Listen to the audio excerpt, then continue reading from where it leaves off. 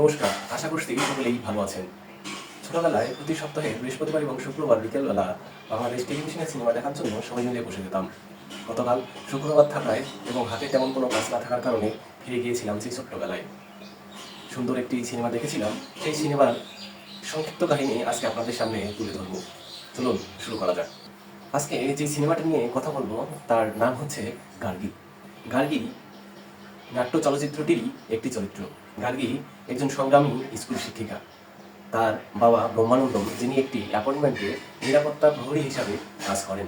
তার মা ঘরের তৈরি ভাতের বাটা বিক্রি করেন এবং তার একটি বোন আছেন অক্ষরা, যিনি মাধ্যমিকে পড়াশোনা করেন।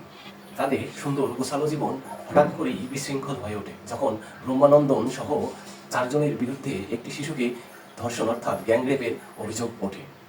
গার্গী তার পিতার নির্দেশতা প্রমাণ করার জন্য তার দৃঢ় সংকল্পে অটল থাকেন, কেননা তার পিতা তার কাছে নায়ক, যিনি কিনা ছোট্টবেলায় গার্গীকে একজন বিকৃত শিক্ষকের হাত থেকে রক্ষা করেছিলেন এবং এরূপ কাজের বিরুদ্ধে রুখে দাঁড়ানোর জন্য উৎসাহিত করেছিলেন।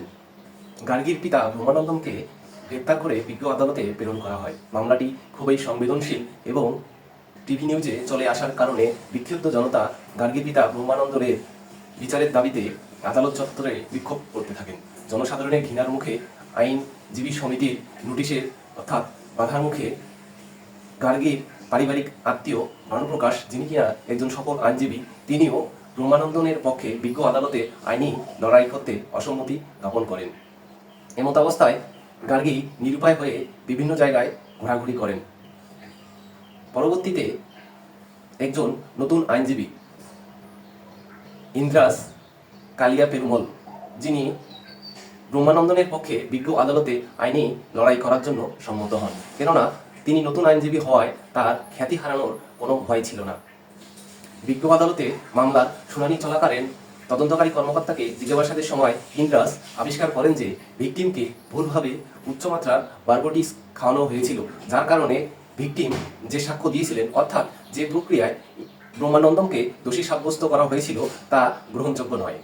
পরবর্তীতে গার্গী এবং ইন্দ্রাস ভিকটিমের বাবার সাথে সাক্ষাৎ করেন। সাক্ষাতের এক পর্যায়ে গার্গী এবং ইন্দ্রাস জানতে পারেন যে ভিকটিমের বাবাই ভিকটিমকে ব্রহ্মানন্দমকে শনাক্ত করতে সাহায্য করেছিলেন, কেননা ওই দুর্বিষহ ঘটনার পর ভিকটিমের মানসিক অবস্থা চরম বিপর্যস্ত হয়ে যায়। সে মানসিকভাবে এতই আতঙ্কিত ছিল যে সে তার অপরাধীদেরকে চিনতে পারতেছিল না। এই কারণেই ভিকটিমের বাবা ভিকটিমকে ব্রহ্মানন্দমকে শনাক্ত করার জন্য সাহায্য করেছিলেন। এই তথ্য ইন্দ্রাস একটি ভিডিও ক্লিপের মাধ্যমে বিজ্ঞ আদালতে উপস্থাপন করেন, যা মামলার তথ্য প্রমাণকে প্রশ্নবিদ্ধ করেন, যার ফলে বিজ্ঞ আদালত ব্রহ্মানন্দমকে সত্য সাপেক্ষে জামিন প্রদান করেন।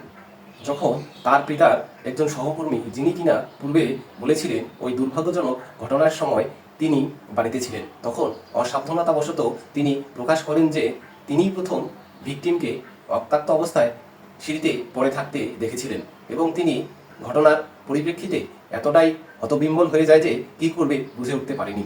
তিনি প্রথম ব্রহ্মানন্দমকে এই ঘটনার বিষয়ে জানান এবং সতর্ক করেন। তখন গার্গী তার পিতা ব্রহ্মানন্দমকে সন্দেহ করা শুরু করেন, কারণ পূর্বে ব্রহ্মানন্দম বলেছিলেন ঘটনার সময় তিনি মদ্যপান করতেছিলেন। এরপর গার্গী পুনরায় ভিকটিমের সাথে দেখা করেন এবং ব্রহ্মানন্দমের ছবি দেখিয়ে তার সন্দেহের সত্যতা নিশ্চিত করেন।